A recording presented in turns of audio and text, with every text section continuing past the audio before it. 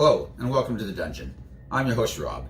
In today's video we're going to be starting my look at the multi-classing tier guide. So I've gone through a lot of iterations of how I was going to do this in my mind in preparation for this, and eventually I just settled on basically we're just going to use the standard internet format of A, B, C, D, E, and of course above them all, reigning supreme, the S tier. We're just going to go in alphabetical order. We're going to go through everything. I'm going to make a portion of this video where I explain in a little more depth the ranks and as well as why I think multi-classing can often be a really good idea. I will try to figure out, if I can use my editing software properly, how to like clip that section and then just put it like embedded in all my future videos so I don't have to keep repeating myself every time. That'd be nice. And then I'll also try to figure out how to timestamp stuff so that in my future videos, not this one, in the future videos, you can like just skip ahead of the ranking system. It's crucially important that you understand the ranking system though for the first video here, because otherwise you won't, it doesn't matter actually. You'll figure it out. But either way, I'll try to make something with that work. So as I mentioned, we're starting at the beginning of the alphabet. We're going to start with the Artificer. I'm going to go through each subclass, or not each subclass, sorry, each class combination. I will talk about some of the strengths and weaknesses of that combination. I will give like some suggestions, really brief suggestions on like subclasses that might work well together, right? Or on possible builds. But they're not going to be like, it's not going to be like build videos on every one because I'm going to be covering so many classes and stuff. We'd be here forever, right? So whatever. And then I'll give it like a ranking system for what tier I think it falls in. And when we're done, I will show the ranks for all the Artificer ones here. And then hopefully when we're done everything, I will have my master list with everything all ranked. Bear in mind that this is all just based on my opinion. Some of those ranks might change. And like really, if you have two things, or well, let's say you have 10 classes or subclass combinations that all end up ranking in like the B tier, whether or not, you know, one was like B tier number 4 or B tier number 5, that's really just going to be pretty subjective, let's be honest, right? At that point, you're just saying, I kind of like this one a little bit better. I don't know why even necessarily, I'm just ranking it ahead, right? So understand that everything here is going to be based on my opinion. I will be specifically like probably going into a little more depth if it's a combination of classes that I've personally played before. So I might give a little more detail, flush those kind of builds out a little bit. But in general, I'll just be saying like, I kind of like this one plus this one, you know, and that'll be about it, right? So as for the ranking system itself, and just in general, there are 3 main reasons why I like to multi-class. And in order of importance to me, they are to specialize in one specific skill that I want to really be dominant at. I call this doubling down in my multi-classing tips and tricks video, but really it's just to specialize in one thing. And usually the idea here is I'm going to take 2 classes that are good at something, but they do it in different ways, and by combining them together, I will get the best of both. So let's say I wanted to make like a crit fisher build, right? I'm going to play a half orc so I get savage criticals. I'm going to take Great Weapon Mastery, and if I get a killing blow or a crit, I can use my bonus action to make another attack. And I look at this and I say, well, champions get an expanded crit range. I crit on a 19 or a 20, and at high levels, an 18, 19, or 20. That's a pretty good start.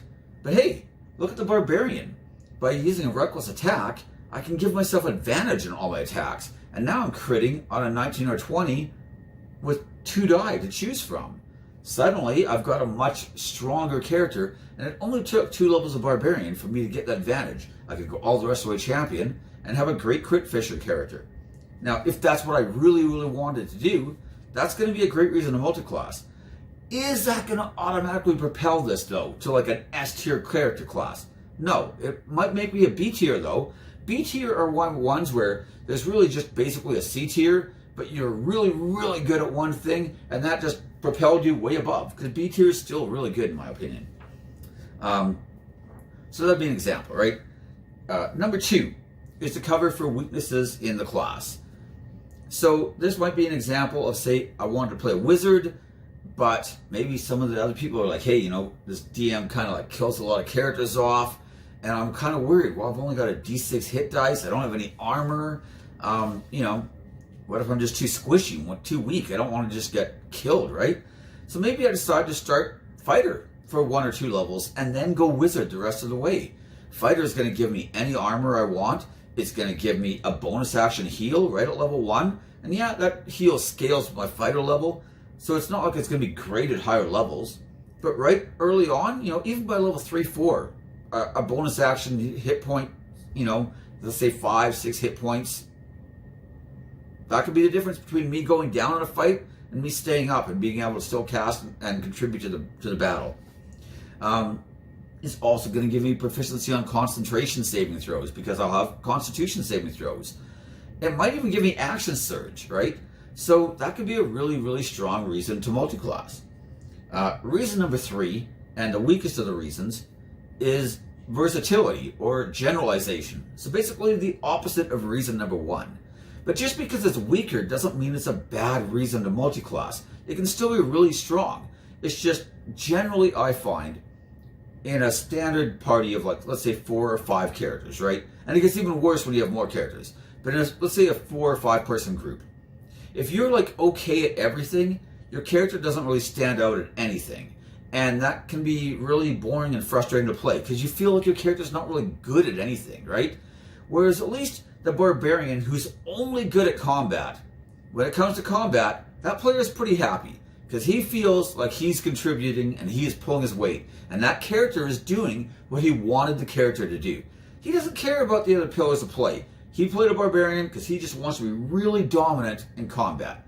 And that Bard who decided to be the party face, who's like, you know, I help out in combat, I cast some buffs or debuffs, but he's not caring about damage at all. But he wants to be really good. He took like expertise and persuasion. He's got deception. He's got like all those type of skills, right? And when it comes to that pillar of play, he is amazing at it. And that's what he wanted to do with that character, right? I find that those type of characters tend to be a lot more fulfilling, especially in a larger group, because everybody wants to have those moments to shine. And when your character is like okay at everything, you end up being really bland. Now, the generalist does really shine in, say, a 2 or 3 person party, where now you just don't have enough characters for everybody to specialize in anything, right? Like when your party had a fighter and a paladin, you didn't need the bard to be able to be the tank. Why would you want the bard tanking? He's a terrible tank. But in a 2 person party with a bard and a sorcerer, suddenly that Valor bard in half plate armor, wearing a shield, using 2 attacks around, he can at least kind of do the job. Yeah, he's never going to be as good as those other guys were, but you don't have those other guys. It's a 2 person party, right? But that bard can also still heal. He can still be the party face. He can cast like buffs and debuffs. He can even summon some creatures, especially if he takes like some spells from like other spell schools and whatnot, right? He can bolster the party's ranks a bit. And so that generalist character suddenly becomes very valuable in that 2 person party, right? And that's where he really starts to shine. But even in general, I think that generalizing can be okay, because especially if you take the attitude, I'm not going to shine in this pillar, but I can help somebody else. So let's say, for example, your party has that bard, right? And you're playing the sorcerer, for example. You might say, well, I don't really need persuasion and deception because the bard has them. He even has expertise on persuasion. But if you have the skills, you can take the help action in a lot of conversations and give the bard advantage on those rolls, meaning that he's almost never going to fail them. And now you get to help the party out by helping him do what he's great at. And I still think that's a decent reason. Another good example would be somebody who just takes, say, a few levels of wizard. You take, like, say, you want to have some low-level rituals you can cast and maybe find familiar. And so that character who maybe isn't great in the scouting pillar can suddenly now send their familiar out to scout for them. And now you can help contribute in that other pillar of play. Does that automatically make you an A tier or an S tier? No, but it's not nothing either, right? It's going to help that character be able to do multiple things. So I think that that's a decent reason as well. Finally, for just a brief outlook at the actual tiers themselves, our superb tier, the S tier. These are going to be tiers where the two classes mesh extremely well. Both are probably stronger for the mix between them, and they're probably going to be performing well in at least two, probably even all three of those different reasons that I gave to play, right? To multiclass, sorry. Our A tier are going to be really good as well. Oh, I should mention briefly, usually in internet terms, S tier are things that are like so absurdly good they like break the game essentially. I don't think that really applies to multiclassing though. Like, yes, it applies if your campaign starts at like level 15 or something, right? But if you're starting at level 1 and you have to play that character all the way from start to finish, there's always going to have to be trade-offs involved. So let's use that wizard example I mentioned, right? Where you started fighter. You get a lot by starting fighter. That's why you took it, right? But you're also slowing down your spell casting and your spell gaining progression from the wizard tree. And since you're mostly a wizard, that's not a small sacrifice, right? You're getting all your spells late, especially 2 levels of fighter, you know? And that can be a big loss. So even though that particular combination is still really, really strong, it's not like game breaking in my opinion, if you started at level 1 at least, because you've had to make these kind of trade-offs and sacrifices. And anytime you're leveling class A, when you really wanted to be playing class B, you're automatically going to be making some of those trade-offs. Now, hopefully, you're making like trade-offs that are going to pay off in the long run, right? You're making as good a trades as possible, and those are going to be like our S tier subclass our class combinations. A tier are going to be extremely strong as well. They're going to be ones that just are like really, really top notch, and they perform very well. They're probably doing like 2 of those functions really well. They might even have all three reasons to multiclass, but it's probably like barely represented in one of them, right? So a good example there would be maybe a fighter who takes a level of wizard just so they can get some, ritual spells at level 1. Well, that can add some versatility to the character, right? That's not a bad thing at all. Get fine familiar, like we said, and now you can scout and whatnot. There are some decent pickups there. But is that so much better that it's going to elevate you to like the S tier? No, probably not, right? But, it might move you up half a tier or even a tier, depending on what the classes are. And I find in general the A tier are like incredibly good. They're just not quite at that S tier level, right? B, again, these are like really solid multi-classes. These are ones that perform really well in probably multiple pillars or perform extremely well in one pillar play. And that's fine. That's a perfectly valid reason to multi-class. So those are going to be our B tier. C tier are like your kind of average multi-classing. I would say that these are probably about the same as just not multi-classing at all. Maybe a little stronger, but in general, it's because you're looking for a specific mix, or maybe you're looking for a lot of like role play and story reasons. That's perfectly valid, obviously. In fact, I like multi-classing for multi-classing for story reasons. The D tier is, it's not that these combinations can't work, but they don't have anything to offer. It's usually there's better ways to do it, right? So let's take like Eldritch Knight and Sorcerer as an example, because you decided I want to get some meta magics and I can quick and cast stuff, right? Well, your Eldritch Knight probably would have been better off going with Wizard, because that way you only need 1 casting stat, or you probably would have been better going Paladin Sorcerer instead of Eldritch Knight. Now, does that mean that combination can't work? Of course not. There's still a lot of nice synergies there. It's just that the alternatives are much better. So the D tier, it's not that it's necessarily terrible or anything like that. It's just that it's combinations where you're like, why would you go this way though, when you could have gone a different way that was probably a lot better. Then we finally have the E tier, and these ones are actually bad. Unlike S tier, where the combination of both classes makes both better, E tier are ones where like core features of the class are in direct contradiction of one another, right? And that tends to make bad combinations. I don't want to go into examples because, we'll cover those in the actual videos themselves, of course, right? but they usually are combinations that just make both classes weaker and where, you know, your abilities just do not synergize well at all. So that's going to be the tier system we're going to be using. Originally, I'd also thought about weighting the videos depending on what we're doing. So let's say we're doing Paladin Sorcerer, for example, right? The Paladin Sorcerer builds I originally thought would be heavier on the Paladin, and then when we get to Sorcerer Paladin, we'd specialize more on Sorcerer. But I've kind of abandoned that idea, partly because I didn't want people to have to guess whether or not I thought something was a Paladin build or a Sorcerer build. I didn't want people jumping around between multiple videos, which, to be fair, that probably would be good for my view count, but it would be bad for the viewer, and that's my main concern here, right? So it does mean that I'm probably going to get a little repetitive, right? That Sorcerer Paladin video, that section is probably going to sound a lot similar to the Paladin Sorcerer section, right? That's just the way it is. The truth is, though, I really didn't want people having to guess, right? Because let's say you went 6 levels of Paladin, 14 levels of Sorcerer by endgame, right? Is that a Paladin build or a Sorcerer build, though? Like, I don't really know which one it is, honestly. It's easy to say you have 14 levels of Sorcerer. Obviously, that's a Sorcerer-focused build.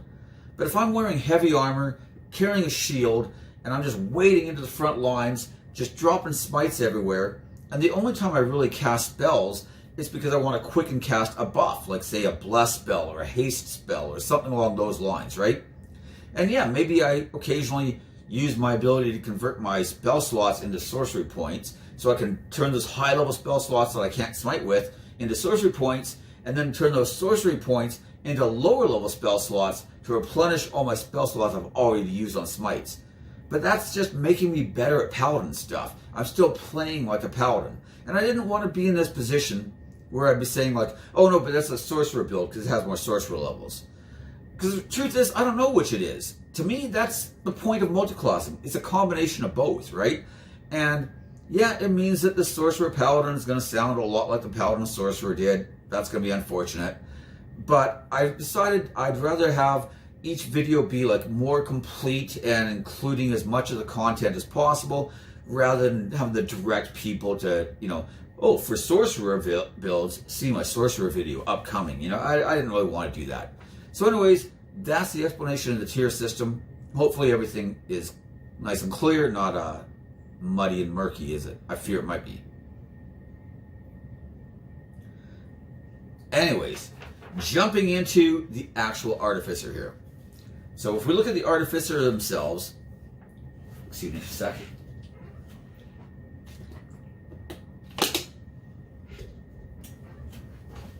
There's some very good reasons why you might want to multi-class either to Artificer or as a Artificer maybe dip into something else. Artificer has quite a bit to offer. So for one thing, it's a very versatile class, which is already a decent reason. We've mentioned reason number 3, versatility, right? So, you know, you've got that to offer. You're a half caster, which can be very nice. It means that if you're just dipping a bit of Artificer with combined with a full caster, you're not losing as much spell progression as you would have if you were going into class with no spell casting. And it means that by going mostly Artificer and maybe dipping into something that's a full caster, you can even perhaps enhance your spell casting, which can be very nice as well. You've got your infusions, of course, which can be very handy. The low-level infusions are not particularly powerful, but some of them are quite useful. You know, Bag of Holding comes to mind, right? But especially if you go mostly Artificer, some of them are quite nice. You get some really good options. Depending on your subclass, you've got a lot of nice things to offer, like weapon and armor proficiencies. You have the potential of making all your attacks using intelligence, which could be really good in some subclass builds, right? You've also got things like Flash of Genius, that requires 7 levels, but even still, pretty nice, very good ability. And you could potentially be getting more attunement slots as well, depending on how heavy you go in the Artificer class, right?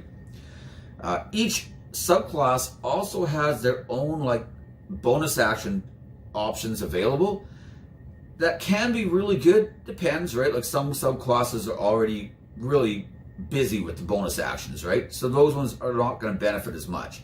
Well, while some are like the Champion Fighter, and you've got nothing using your bonus action. So, you know, getting some options is not a bad thing in that case. So, to look at the actual breakdown of the different builds themselves, right? Starting things out, we have the Artificer Barbarian. So, right off the bat, we've got a couple real big negatives. Number one, you cannot rage or use reckless attack if you're in heavy armor. Now, that doesn't necessarily mean this, it's not necessarily game over or anything like that. You have other options for armor. You could be wearing medium armor or something along those lines. The Battlesmith, though, cannot use his intelligence attack while using reckless attack, so that's another negative. You also can't cast or concentrate on spells while raging. This can be quite a problem as well. In general, I find that there's a lot of anti-synergy between these two classes, which really makes it not a good mix. In fact, it's so bad I was tempted to put it in the E tier, but there are a couple things that I think save it from the E tier. Number one, depending on your campaign, barbarians I find can be hard to outfit with gear. Like, especially if you're not wearing armor, all you might have is a weapon. You get a magical weapon, and that's, then you're fighting for what? Rings and amulets with everybody else. So the ability to infuse some of your own gear can actually be really, really nice. I also like the fact that with some of your other options, like say the Artillerist, which may not seem like a very intuitive choice, but you could be having your turrets actually give you temporary hit points, which can be really nice on a Barbarian, because then you rage, and those temporary hit points are going to last twice as long. And so you've also got the Battlesmith pet, which could give somebody disadvantage. And everybody's attacking you with advantage, but being able to turn one of those attacks into just a regular attack might be okay. Being able to use it for an ally, though, and give somebody disadvantage to hit that ally can be very, very nice. And it does give you a bit of utility that the Barbarian usually doesn't have. So in the end, I decided to rank it as D tier. I feel like it's probably, I don't know for sure yet, because all I've done is Artificer, but it's probably going to rank it near the bottom of D, because I feel like it's almost E level bad. But there are a few things there that I think can be kind of redeeming. So, moving on to Bard. Bard, on the other hand, is a pretty decent one. I don't think it's top tier, but there are some nice advantages here. So, especially if you want to play more of a support role, things like Inspiration, Song of Rest, very nice. The Bard spell list is very well suited to support. The only problem here is that there does tend to be a lot of overlap between the Bard spell list and the Artificer spell list.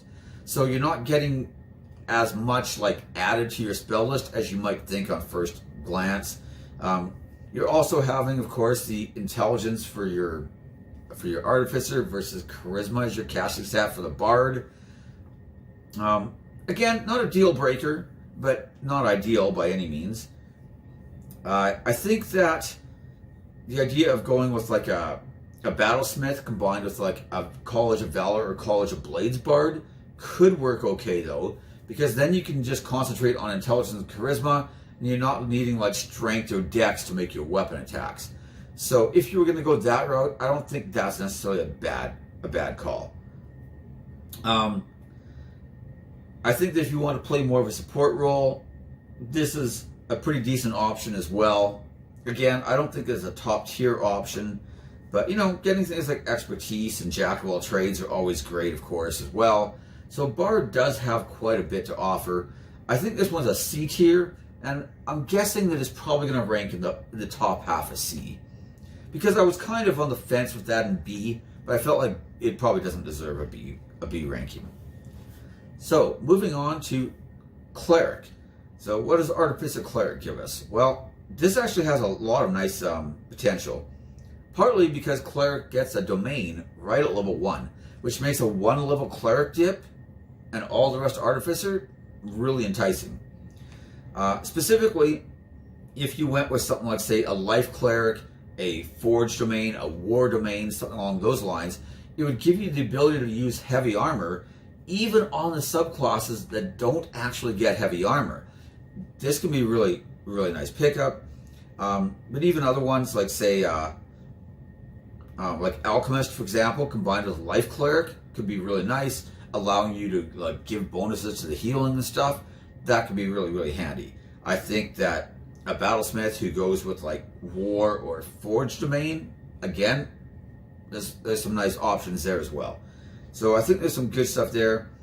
I feel like the spell list is probably a little, there's a bit of repetition, again, just kind of like Bard, and you're still competing with now it's Wisdom and Intelligence instead of Charisma and Intelligence like the Bard had. But I think it's still pretty doable. Overall, I felt though that there are some nice synergies. I especially like the idea of the Alchemist Life Cleric, or like I said, the Battlesmith, and then War or Forged, or even Tempest could work.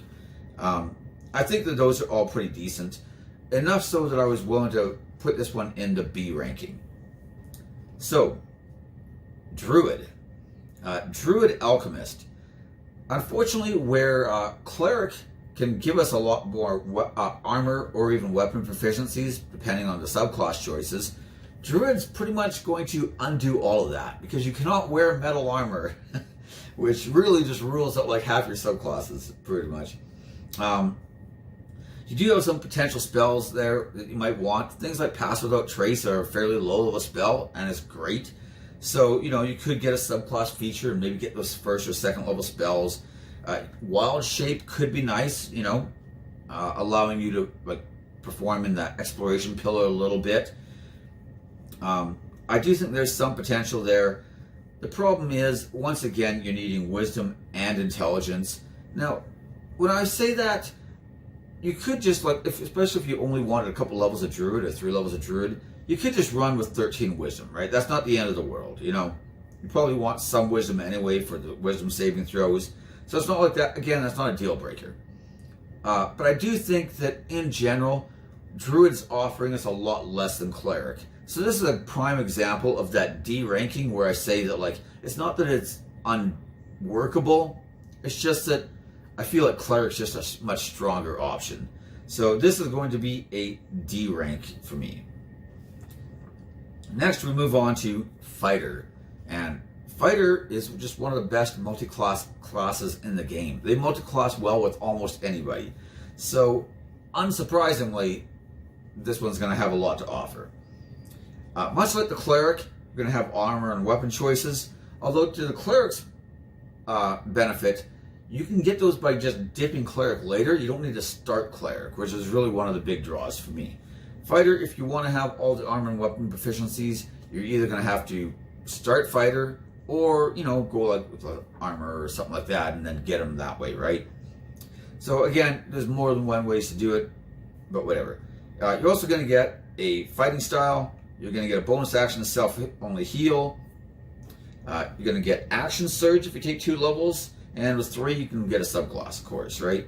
If you go even more fighter, say you didn't want to just dip it, you want to maybe go like 50-50 or even more fighter classes, you can get extra attack from there. And of course, lots of extra feat choices. So fighter in general has quite a bit to offer. You can even potentially get a 3rd attack around with enough fighter levels. That's pretty good as well. I think Battlesmith is probably going to be your strongest pick here. That way you can just use Intelligence on all those weapon attacks and still use it as your casting stat. But the truth is, pretty much any of the subclasses will work. So in general, I think this one's very, very strong. And I'm going to give it a A ranking. This is going to be our first A ranking. Monk. Unfortunately, Monk Artificer does not work as well. Again, monks do not get any of their monk abilities while wearing armor. And that pretty much, again, rules out some of your subclasses right there. The other problem is the monks already have a very, very busy bonus action phase using things like Flurry of Blows, and a lot of their other abilities will use bonus actions as well. And one of the draws to me of the Artificer is that each subclass has a bonus action option that I can use. So your bonus action is already really busy as it is, and adding more options isn't necessarily great. your monk weapons scale with your monk levels.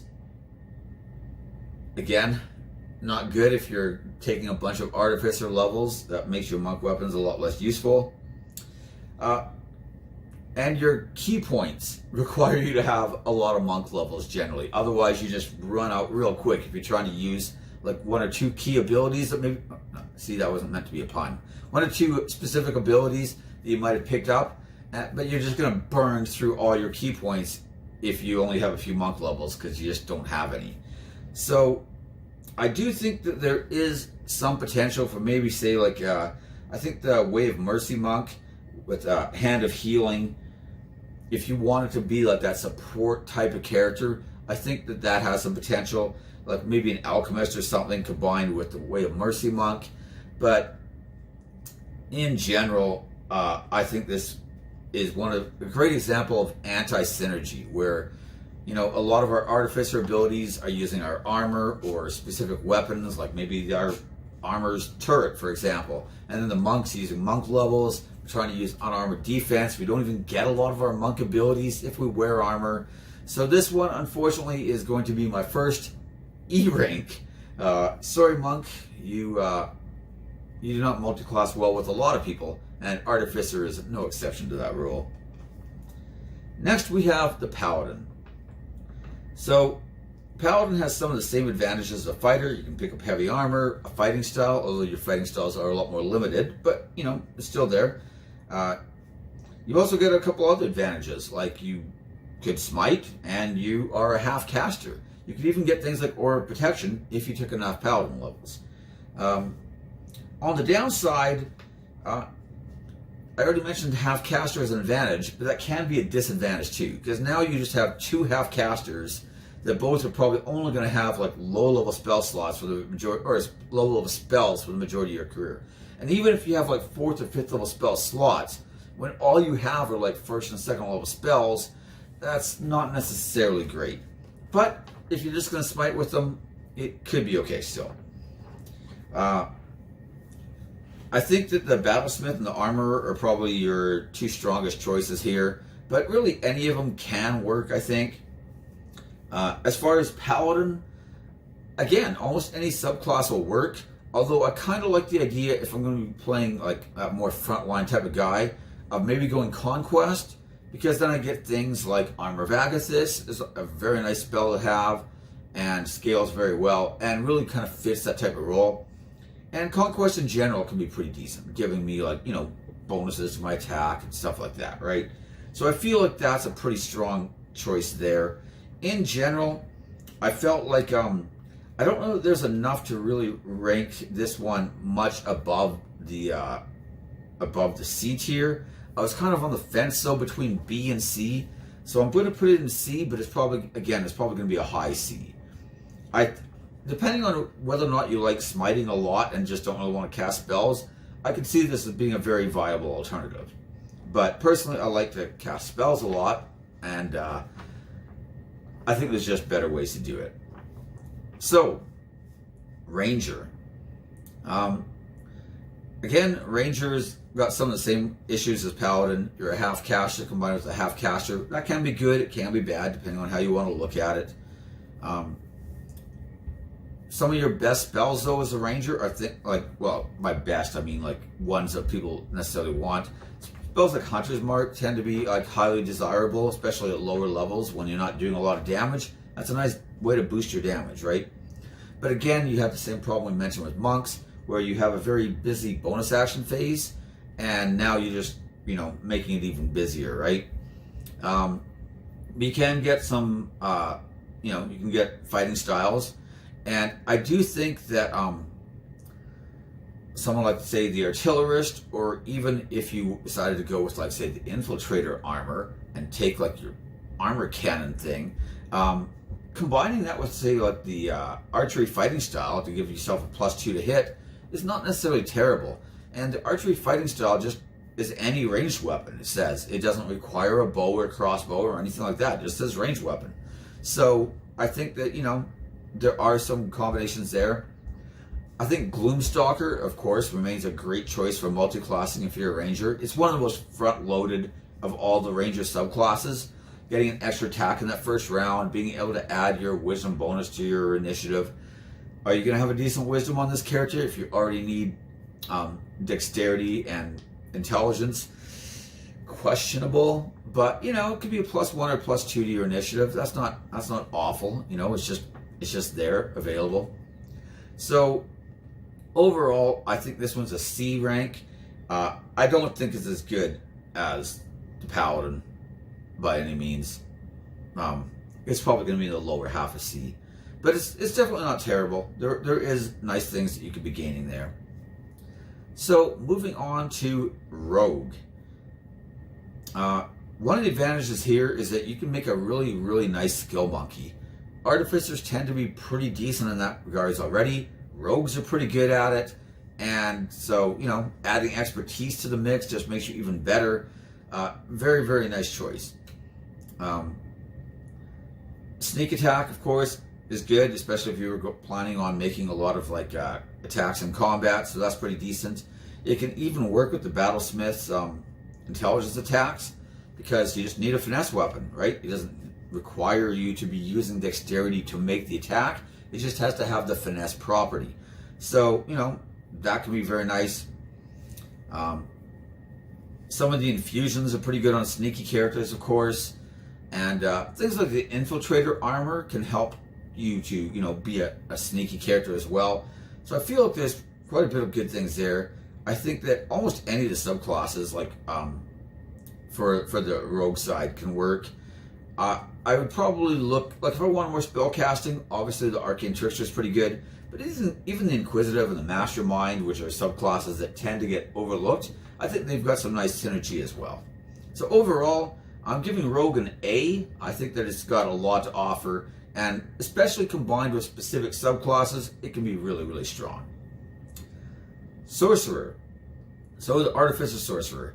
On the bonus side, you get different spells, and, you know, like very different spells, right? There's not a lot of overlap compared to some of the other trees we've mentioned. You can get meta magic, again, very nice. Another advantage is that you can get one level of sorcerer, can give you your sorcerer subclass, right? So much like cleric, 1 or 2 level dips become very attractive, where you're getting a lot more with 1 level than you would normally get. Sorcerers also get a lot of cantrips right at level 1, so you know that can be pretty nice to pick up as well. I think that Shadow, Divine Soul, or either the options from Tasha's are probably your best bets if you're just looking for, you know, low level dips. On the downside, it uses charisma. You're using intelligence. Again, not a deal breaker. The big downside I see here, though, is that there's really nothing that the sorcerer is giving you aside from meta magic that I feel that the wizard probably couldn't have done better. And the wizard's going to use intelligence too. So this becomes one of those, like, I guess, like borderline C or D tier. And in the end, I just went with D because I felt like this fit the criteria of something with some decent potential. It's not all bad, but I just feel like wizard's a way stronger choice. So unfortunately, that's where I'm going to rank this one. Moving on to Warlock. So, on the plus side, again, different spells, right? Not a lot of overlap. Packed slots, which can be very good or very bad, but the fact that they're scaling on a different table gives you options, especially if you have, like, you know, different levels of spells. You can cast some with packed spells and some with the other spells. They're coming back on a short rest. You also got invocations, of course. So I think those things are all pretty nice. On the downside, though, again, using charisma, like I said, not a deal breaker, but, you know, whatever. I feel like 2 levels of Warlock is probably going to be pretty decent. That will give you a couple of invocations. It could potentially give you like an agonizing blast if that's what you wanted to do a lot. I don't know what it is, though. I think that as far as like a more martial focused build, I don't know that this is really the way to go. I'm not saying you couldn't make like a Hexblade who takes, like, you know, multiple levels of Warlock and then combines it with Battlesmith or something like that, or armor, that could work. But the Battlesmith already gets intelligence for their attacks, so I don't know that using Charisma instead is really giving you something you didn't already have, just with a different stat, right? In general, I felt like this was probably a pretty solid C. I don't think it's bad by any means, and, you know, getting some more spell choices is good.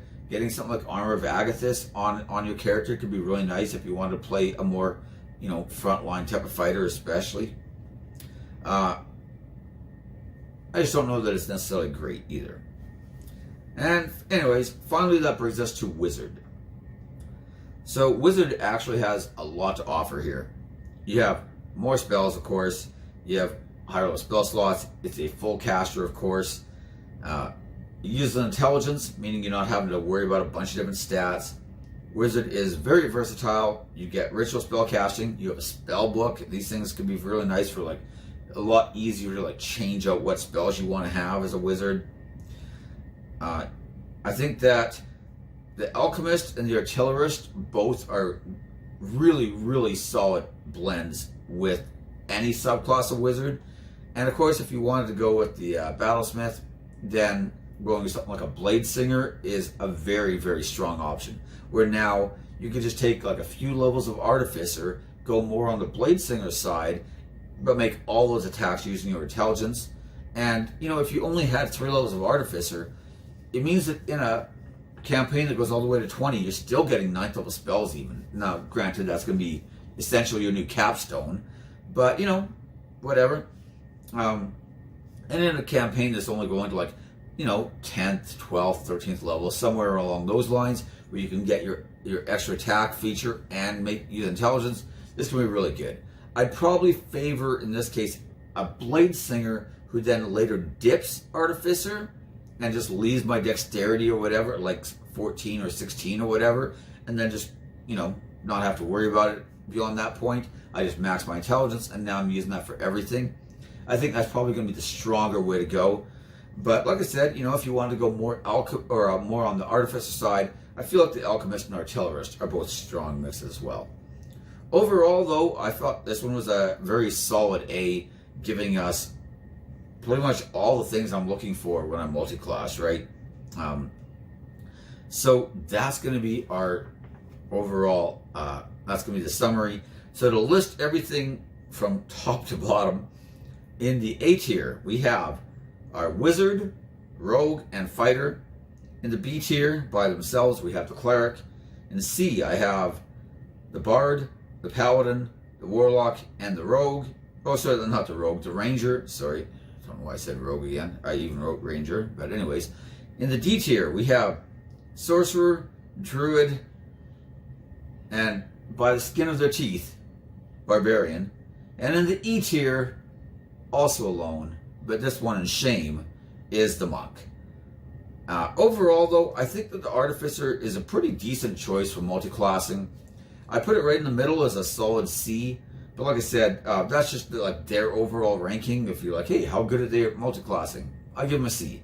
But like I said, some of the specific combinations are much, much stronger than that, I feel. So anyways, that's everything for this video. Hopefully, I'm sure people have a ton of questions or comments or whatever. That is fine. If you disagree with my rankings, that is fine too. Like I said, I've never actually multi-classed as an Artificer ever. So, I've actually never played an Artificer yet. So I haven't really had a chance to play around with a lot of this. I'm sure that, like, one thing I always want to talk about, like actual in-game experience whenever possible, as opposed to theory crafting. Theory crafting is fine too. I do a ton of that, right? But it's a different scenario when you've actually played the character and experienced it firsthand. And sometimes the things that you thought were going to be really good almost never got used. And other things you were like, oh yeah, that's kind of a nice little side benefit, turned out to be like core features of the class, and that ends up being why you liked it or whatever, right? And you don't know that until you've actually played it. So that's why I always try to mention if I've actually played something myself or if I've seen it played at the table, because I just find that that like played experience is a lot more valuable than just theory crafting, you know, just on pen and paper or whatever, right? And like I said, theory crafting is useful too, right? It's better than than nothing, of course, right? But when possible, I always like to mention that, oh, I've played this before and it performed well, or I didn't play this, but somebody at my table did, and this is what they did a lot that I thought was really good. Or maybe they underutilized features that I thought would have been really nice as well. They used it like twice in the whole campaign, and every time they used it, it was great, but they only used it twice, you know? I like to be able to relate those kind of things, because I think they're important. But anyways, that's everything for this video. Feel free to like, subscribe, ring the bell for notifications, of course, and most importantly, leave me your comments in the comments section. I'd love to hear about your experiences multi-classing, especially with Artificers, either mostly Artificer or just dipping a bit of Artificer or whatever. I think they both have a lot to offer. I think the Artificer in general is pretty good. My only complaint about like dipping Artificer really is that a lot of their best abilities are like really starting at Flash of Genius on up, and that's level 7, right? So I find that if I wanted to go like more of a 50-50 mix, I don't know that it offers as much as some of the other classes. I think that Artificer is one where I'm going to either want to play a mostly Artificer, or I'm going to have a specific thing I'm looking for, like maybe using Intelligence as my attack stat, for example, right? But overall, I think they're pretty decent. Like I said, like I think a C rating is a decent grade, right? Nothing wrong with that. And some of the particular combinations are much stronger than that. So anyways, that's everything. Thank you for watching, and I'll see you next time.